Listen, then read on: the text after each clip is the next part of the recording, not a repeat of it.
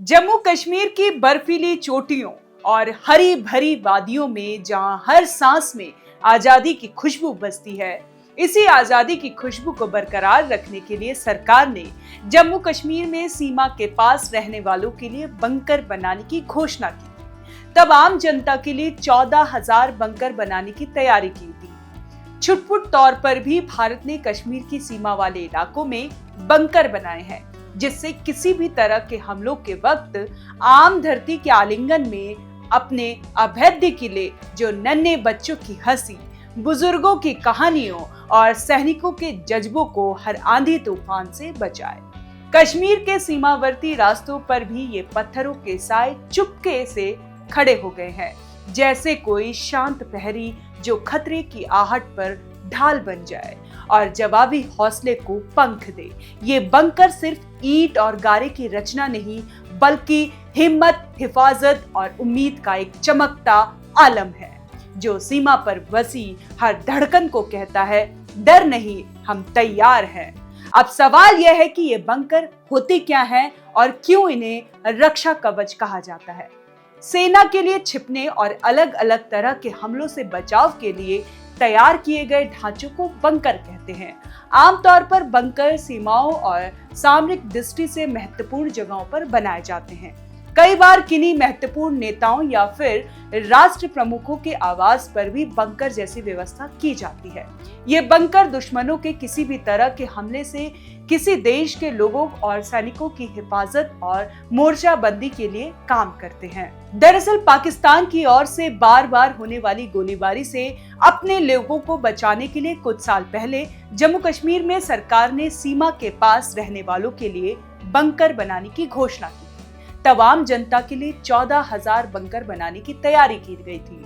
छुटपुट तौर पर भी भारत ने कश्मीर की सीमा वाले इलाकों में बंकर बनाए हैं, जिससे किसी भी तरह के हमलों के वक्त आम लोगों के साथ ही सैनिकों के बचने और हमले का प्रतिरोध करने की सुविधा मिल सके।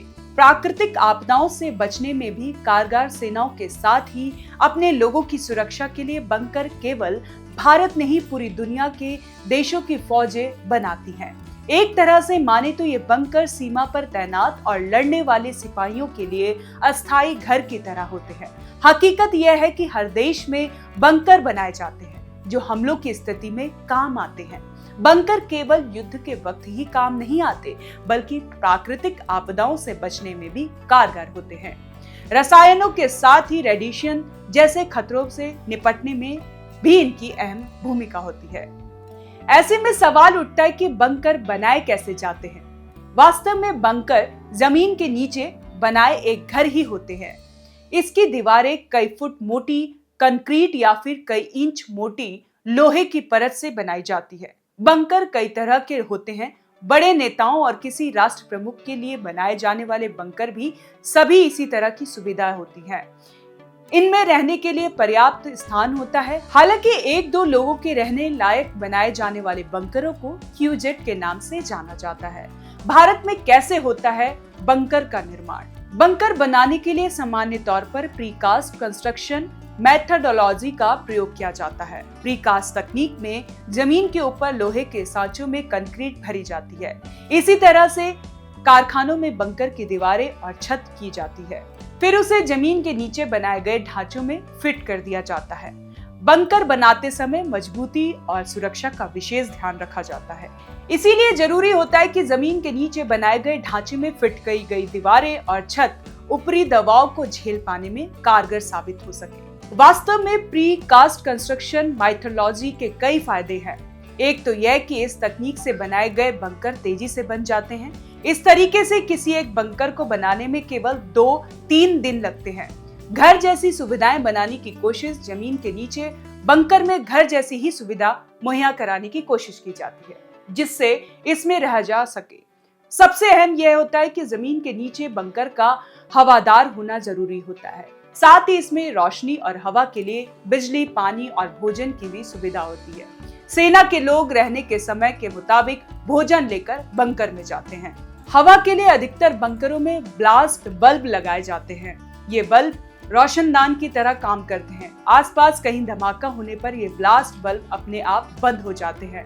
बंकर में पानी आदि गर्म करने के लिए स्टोव भी होता है। क्योंकि जम्मू कश्मीर में बंकर आपातकाल के लिए बनाए गए हैं, इसीलिए इनमें सैनिकों के साथ ही आम लोगों की सुरक्षा के साथ ही आधारभूत सुविधाओं का भी ध्यान रखा जाता है।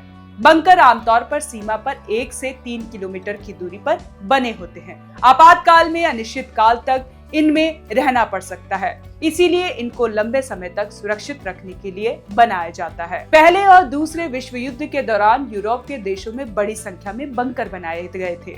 दूसरे विश्व युद्ध के दौरान आसमान से फाइटर प्लेन बम बरसा रहे थे। उस वक्त ये बंकर सुरक्षा कवच के रूप में काम आए थे। रूस यूक्रेन युद्ध के दौरान भी बार बार बंकरों का जिक्र हो रहा है। रूस और यूक्रेन ने अपने अपने लोगों की सुरक्षा के लिए बंकर बनाए हैं। इनमें हमलों के दौरान लोग शरण लेते हैं। रूस के राष्ट्रपति पुतिन ने तो अपने परिवार के लिए भी साइबेरिया में न्यूक्लियर बंकर बनाए हैं। युद्ध के दौरान परिवार को वहीं रखा है। इन बंकरों पर परमाणु हमले का भी असर नहीं होता।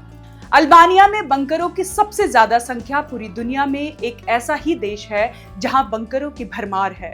वहां पर कदम कदम पर बंकर पाए जाते हैं। यह देश है अल्बानिया। वैसे यूरोप और ज्यादातर देशों में काफी संख्या में बंकर है। जर्मनी और सोवियत संघ में भी इनकी संख्या काफी है। कैसी लगी आपको ये जानकारी, हमें कमेंट कर जरूर बताएं और देखते रहें ONOG डिजिटल।